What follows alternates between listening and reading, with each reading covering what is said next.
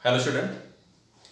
So today we have discussed about the most important concept of which states of matter is liquefaction of gas.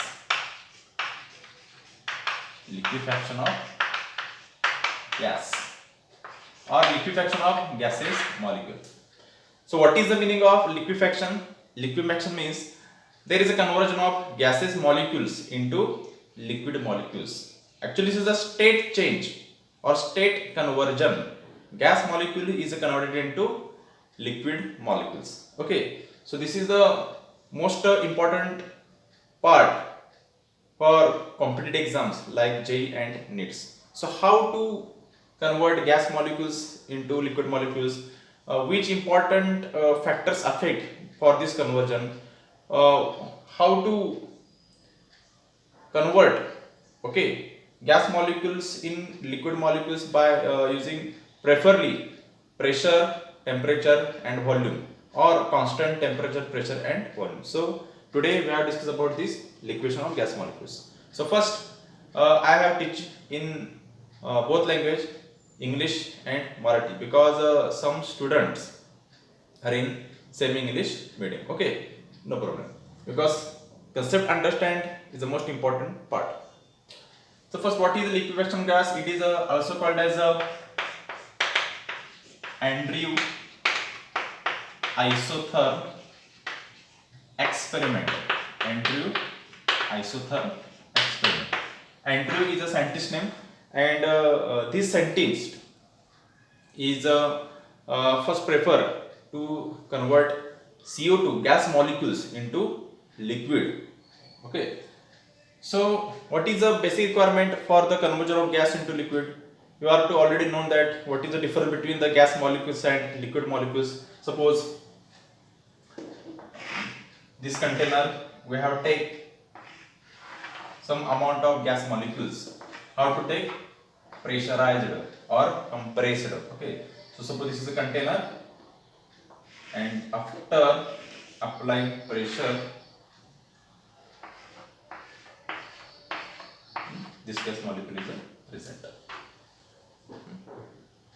So first, what is the main difference between the liquid state and gaseous state? In liquid state and in gaseous state, in liquid, the the molecules are some close to each other, But in case of gaseous state, the gas molecules are far apart from each other. Means the intermolecular force of attraction between the liquid molecules, intermolecular force of attraction between these liquid molecules is greater as compared to gas. Okay, and in case of these gas molecules, the force of attraction between this gas molecule is a zero or negligible. So for this conversion, gas is converted into liquid. First, we have to decrease the distance between these molecules, and after decreasing this distance between these molecules, gas molecules can interact with each other. Then form the bond, and after formation of bond, this gas molecule is converted into liquids. So first case, we have decreased the distance between these gas molecules. So how to decrease the distance between the gas molecules? So then by using the most important part, first applying the pressure and decrease the temperature. Okay, so first suppose overall this is a gas container, this is the first volume, this is the volume, and in this case this gas molecule is occupied overall for this volume. So this gas molecule is far apart from each other, and the property of the gas molecule is any free to move. Okay, so first we have decreased the distance between this gas molecule. So how to decrease? Then applying the pressure. Okay, applying the pressure. आता ह्याच्यामध्ये काय करायचं आहे हे बघा, तर आपल्याला काय करायचं आहे, प्रेशर इथे इन्क्रीज करायचं आहे. प्रेशर इथे आपल्याला काय करायला लागणार आहे, इन्क्रीज करणार आहे. जसं आपण याच्यामध्ये प्रेशर इन्क्रीज करणार, तसे गॅस मॉलिक्युल्स काय होतील, एकत्र येतील. लक्षात राखा, गॅस मॉलिक्युल्स काय होतील, याच्यामध्ये एकत्र येतील. जर समजा याच्यामध्ये मी प्रेशर इन्क्रीज केला, तर याच्यामध्ये काय होतं बघा, प्रेशर इन्क्रीज केल्यानंतर इथं हा पिस्टन आहे, इथं प्रेशर आपण इन्क्रीज केला. प्रेशर इन्क्रीज केल्यानंतर बघा गॅस मॉलिक्युल्स काय आले, एकमेकांच्या जवळ आले. After applying the pressure, this gas molecule come closer to each other. कशाला का म्हणजे पहिल्यांदा काय करायला पाहिजे, गॅस मॉलिक्युल्स आहेत लिक्विडमध्ये कन्वर्ट करायचं आहे तर आपण लिक्विफॅक्शन असं म्हणणार. पहिल्यांदा काय करणार, त्या गॅस मॉलिक्युल डिस्टन्स काय करणार, कमी करणार. मग डिस्टन्स कमी करायचं असेल तर पहिल्यांदा काय करणार, अप्लाइंग हाय प्रेशर. तर प्रेशर अप्लाय करा, प्रेशर अप्लाय केलं व्हॉल्यूम काय होणार, कमी होणार. व्हॉल्यूम कमी झालं पार्टिकल जवळ येतील, बरोबर आहे का. आता लक्षात घ्या गॅसची प्रॉपर्टी काय, तर हे गॅस मॉलिक्युल्स आहेत ह्याला एक पर्टिक्युलर एनर्जी आहे, ह्याला पर्टिक्युलर एनर्जी आहे, बरोबर आहे का. आणि पर्टिक्युलर एनर्जीमुळे त्यांचं कसं आहे, मुवमेंट आहे.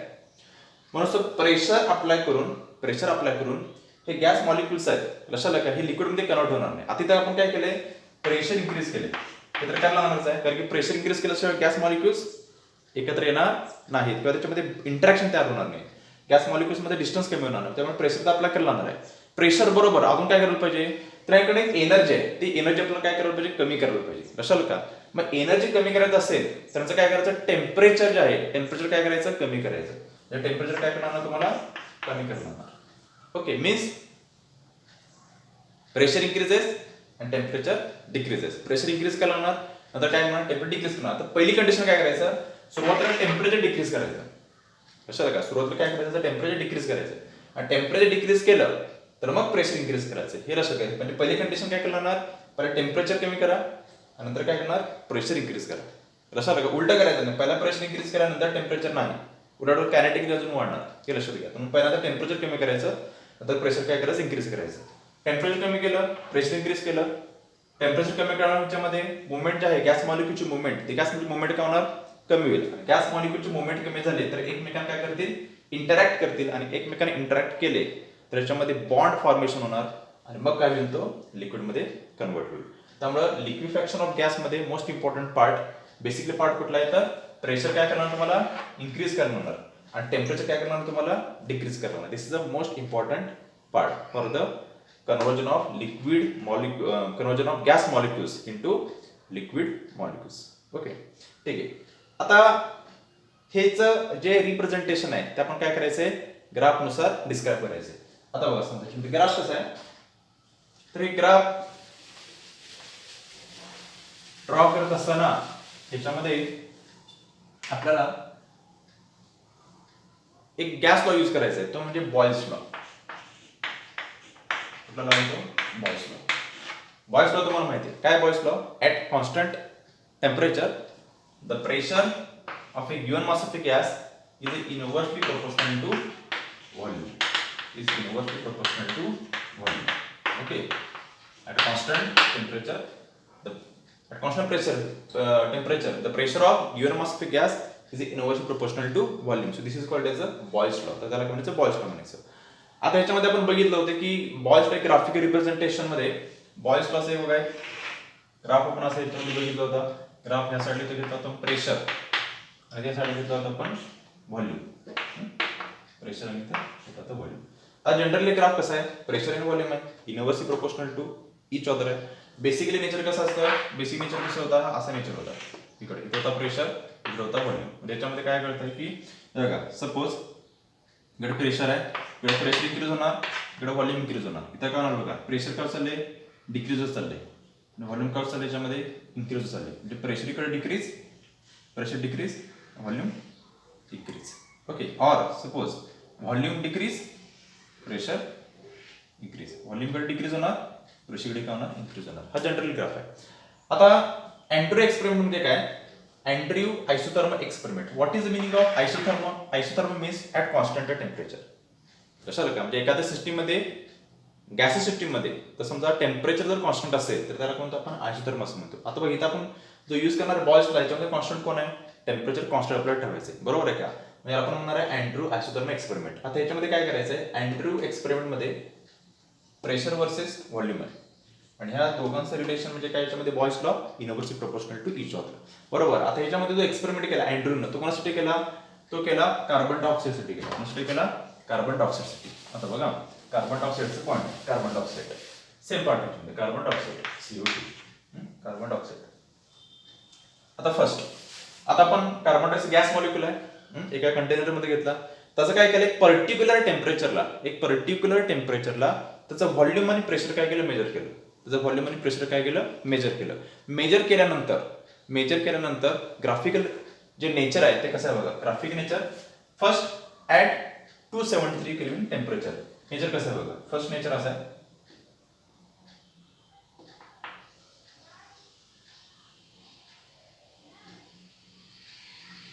ओके, हा फर्स्ट नेचर. त्याच्यामध्ये कसं आहे, इथे काय ॲट 273 केल्विन टेम्परेचर किती झाले, 0 degree Celsius. Okay, this is 0 degree Celsius. कसा बघा इथं, इकडे व्हॉल्यूम आहे, इकडे प्रेशर आहे. व्हॉल्यूम काय चालले इथं, डिक्रीज चालले, आणि प्रेशर काय चालले इथं, इन्क्रीज झाले. नेचर तेच आहे. नेचर इथं आपण जो मागाशी काढला होता नेचर असंच आहे, या टाईपमध्येच नेचर आहे. फक्त काय थोडंसं इथं एक पीक पॉईंट मिळालाय, परत थोडंसं फ्लॅट आहे, आणि पुन्हा याच्यामध्ये पीक पॉईंट आहे. ओके, आता इथं बघा, इथं आपण याला म्हटलं दिस इज कॉल्ड एज इथं ए, इथे पॉईंट आणि इथं पॉईंट थोडंसं सेम दिसतं. याच्यामध्ये A, this is a B, this is C, आणि दिस इज अ डी. त्याला आपण पॉईंट म्हटलं. म्हणजे ए टू बी थोडंसं ह्या टाईपमध्ये कर्व आहे. देन बी टू सी थोडासा पार्ट याच्यामध्ये कसं बघा, थोडंसं स्ट्रेट आहे. Then C to D. Okay, so this curve at temperature 273 kelvin, म्हणजे 273 केल्विन कार्बन डायऑक्साईडचा कर्व असा फॉर्ममध्ये हा व्यवस्थित. Then at 294 kelvin temperature, at 294 kelvin temperature. 294 केल्विनला टेम्परेचरचा ग्राफ कसा आहे, थोडासा चेंज होतो.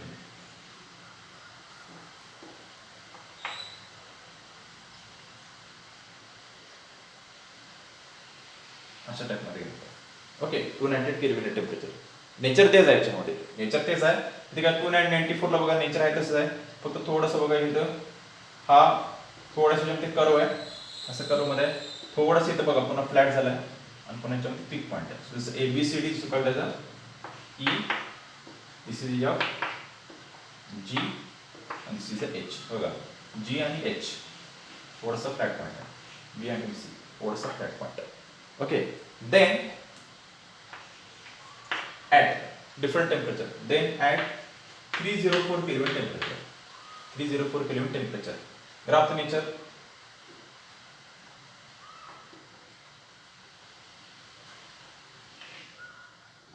असं इथून थोडासा इकडे पॉईंट आहे, म्हणजे इथं हा जर बघितला हा पॉईंट, तर इथं काय झालं, इथं थोडंसं कर्व आहे, आणि इथं काय झालं, थोडंसं परत सडन इथं काय झालं, चेंज झालंय. Okay, this is called as a peak point. मग ह्याच्यावर पण E, F, G, H, I, and J at 304 Kelvin temperature, and at 323 Kelvin temperature nature बघायचं डायरेक्ट असं.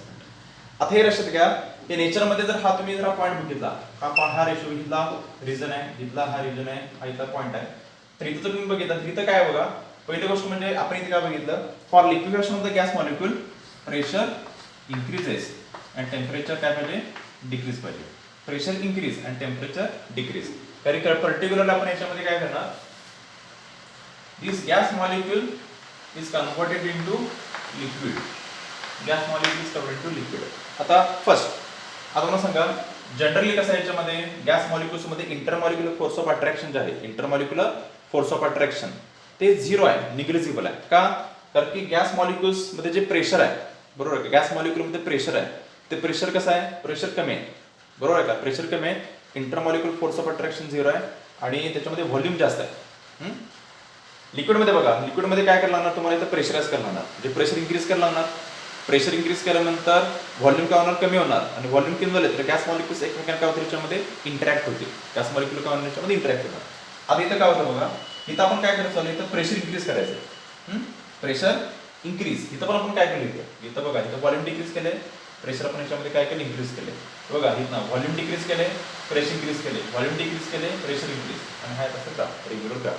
आता इथे काय होणार आहे, हा जो रिजन आहे इथं, हा पर्टिक्युलर, तर ह्या जो पार्ट आहे, this part show the gas state. हा पार्ट कुठला दाखवणार आहे, हा गॅस फॉर्म दाखवणार आहे, हा गॅस फॉर्म दाखवणार, बरोबर आहे का. आणि इथला पार्ट आहे, तो इथला काय दाखवणार, लिक्विड पार्ट दाखवणार. दिस इज अ लिक्विड. हा पार्ट कुठला असणार, गॅस पार्ट असणार, हा पार्ट कुठला असणार आहे, लिक्विड. म्हणजे इथे काय लागले, हा जो पोर्शन आहे इथे इक्विलिब्रियम आहे, कोणाचं इक्विलिब्रियम आहे, तर या पोर्शन मध्ये तो जो कार्बन डायऑक्साईड आहे, तो कार्बन डायऑक्साईड लिक्विड फॉर्म मध्ये पण आहे, आणि गॅसेस फॉर्म मध्ये पण आहे. Okay, so this carbon dioxide is a form between liquid and gas दोन्ही मध्ये येतो. तो लिक्विड मध्ये पण आहे आणि तो गॅस मध्ये पण आहे. बरोबर आहे का? म्हणजे इथला जो पार्ट आहे कुठला गॅस मध्ये असतो. सुरुवातीला लिक्विफॅक्शन आहे, gas is converted into liquid. सुरुवातीला कुठली स्टेट आहे? गॅस आहे. बरोबर आहे का? लिक्विड मध्ये कन्वर्ट करायचं आहे. मग काय करायला लागणार? प्रेशर इन्क्रीज केला ना. इथे काय केलं आपण? व्हॉल्यूम डिक्रीज चाललंय, प्रेशर इथे इन्क्रीज होत चाललंय. मग इथला पार्ट बघा, हा थोडासा जर बघितला तर हा कसा स्ट्रेट आहे. इथे गॅस मॉलिक्युल्स आहेत. इथे काय होणार? हा पार्ट लिक्विडचा आहे, हा गॅस आहे. आणि इथला मधला जो मिडल पार्ट आहे तो कसा equilibrium form between the liquid state and gas state. Okay. त्यानंतर इथला रिजन नेक्स्ट ॲट 294 केल्विन. 294 केल्विनला बघा हा पार्ट जर बघितला तर या पार्ट मध्ये liquid molecule and gas molecule त्याच्यामध्ये काय इक्विलिब्रियम आहे. इथला पार्ट कुठला असणार आहे? लिक्विड. इथला पार्ट असणार आहे गॅस मॉलिक्यूल्स पार्ट असणार. Okay. Then in this point, in this line, this is a gas state and this is a liquid. And suddenly change आहे का नाही? हा इथला पॉइंट कुठला असणार आहे? Equilibrium form. The equilibrium form between this liquid state and gas state. म्हणजे overall जर आपण हे रिजन बघितला, हा पूर्ण रिजन ओव्हरऑल जर आपण हा रिजन बघितला, हा रिजन कशाला का ओव्हरऑल हा रिजन बघितला तर हा काय दाखवणार? हा इक्विलिब्रियम फॉर्म मध्ये रिजन असणार. काय असणार? हा इक्विलिब्रियम फॉर्म. आता बघा 304 केल्विनच्या अप्पर जे टेम्परेचर ह्याच्या पुढचं टेम्परेचर आहे, ह्याच्यामध्ये कुठे कसं हा कम्प्लिटली कर्वच आहे. ह्याच्यामध्ये तुम्हाला पीक पॉईंट कुठे मिळतो का? इक्विलिब्रियम कुठे मिळणार आहे का? इक्विलिब्रियम मिळणार नाही. म्हणजे इथं पण गॅस असणार आहे आणि इथं पण काय असणार आहे? गॅस असणार आहे. म्हणजे असं अर्थ काय?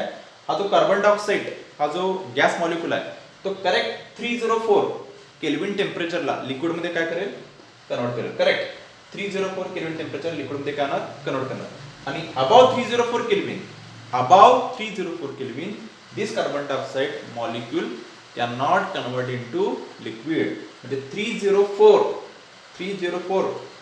जो वरचं जे टेम्परेचर आहे त्या टेम्परेचरला हा कार्बन डायऑक्साईड गॅसचं कन्वर्जन लिक्विड मध्ये करू शकत नाही. 304 अबाव तो काय असणार आहे? इथं पण गॅस असणार आहे आणि इथं पण काय असणार आहे?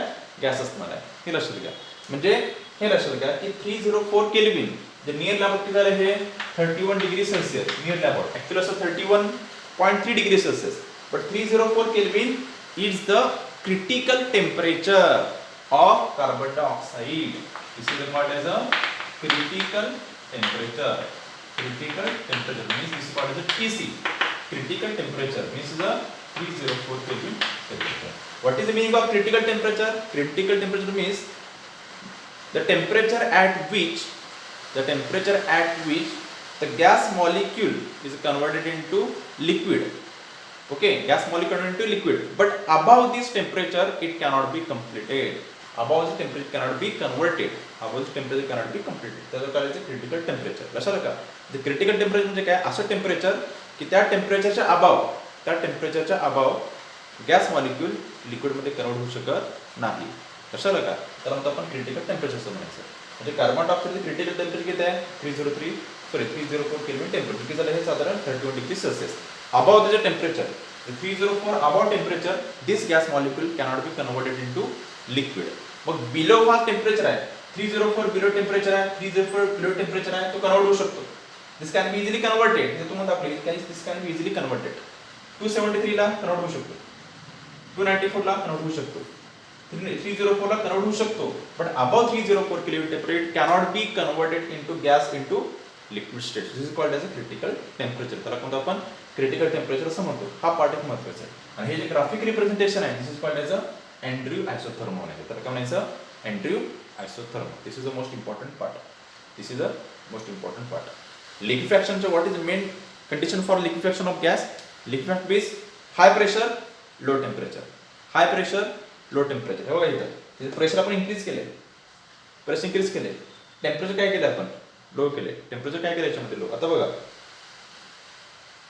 323 केल्विन टेम्परेचरला it cannot be converted into liquid. Temperature काय केलं आपण? कमी केलं. 304 कन्वर्ट स्टार्ट झालं. अजून टेम्परेचर कमी केलं, कन्वर्टर स्टार्ट होतं. अजून टेम्परेचर कमी केलं. म्हणजे जसं आपण टेम्परेचर कमी करणार आहे तसं कार्बन डायऑक्साईड जो गॅस मॉलिक्यूल आहे तो काय होईल? लिक्विडमध्ये कन्वर्ट होईल. ते लक्षात घ्या. This is most important point. This is called as a liquefaction of gas molecule. Okay, so this critical temperature, this term is called as a critical constant. आता आपण जो critical temperature बघितला की असं टेम्परेचर की ज्या टेम्परेचरच्या अबाव त्या temperature above gas cannot be converted into liquid. Okay, तसं त्याला म्हणतो आपण क्रिटिकल टेम्परेचर काय म्हणायचं, क्रिटिकल कॉन्स्टंट असं म्हणायचं. असं there are 3 constant. Critical constant. There are 3 constant. First is the critical temperature. Critical temperature. Sorry, critical constant. Repeat. First is the critical temperature. This is called as a PC. Already आपण बघितले critical temperature म्हणजे काय? Then critical temperature means above this temperature, gas cannot be converted into liquid. Okay, this part is a critical temperature. Second is